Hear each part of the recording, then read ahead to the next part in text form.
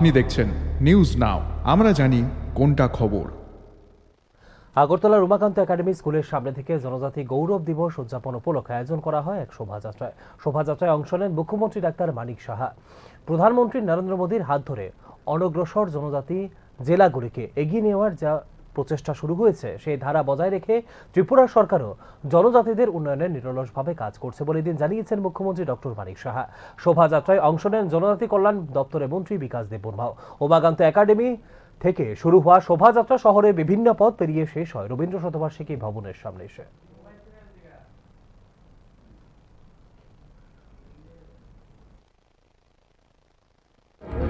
মাননীয় প্রধানমন্ত্রীজি, আপনারা সবাই জানেন যে এতদিন যাকে কোনোদিন সম্মান জানাননি, আজকে মাননীয় প্রধানমন্ত্রীজি ওনার নেতৃত্বে যেভাবে দেশকে সামনের দিকে এগিয়ে নিয়ে যাচ্ছেন এবং উনি সবসময় বলছেন সবকা সাথ সবকা বিকাশ, বিশ্বাস আর তার প্রয়াস, সেটাকে সামনে রেখে আজকে জনজাতিদের তাদের সম্মান জানানোর জন্য, যারা দেশকে স্বাধীনতার জন্য তাদের যে অবদান এবং ভগবান বিরসা মুন্ডাকে সম্মান জানানোর যে ওনার 150 বছর যে জন্মজয়ন্তী উপলক্ষে যে ঘোষণা, সেটা আগে কোনো প্রধানমন্ত্রীজিকে আমরা দেখিনি।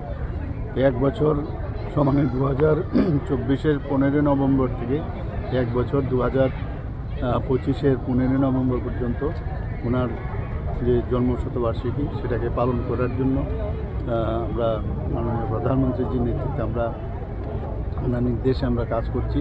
তো আজকেও আপনারা সবাই জানেন 15 নভেম্বর 2025, তো সেই উপলক্ষে মাননীয় প্রধানমন্ত্রীজিও আজকে গুজরাট থেকে এই দিবসকে সামনে রেখে অনেক ঘোষণা উনি করতে যাচ্ছেন। জনজাতিদের উন্নয়ন খুবই দরকার আমাদের উন্নয়ন ছাড়া তো কোনো অবস্থায় রাজ্য বা দেশও কোনো সময় এগিয়ে যেতে পারবে না।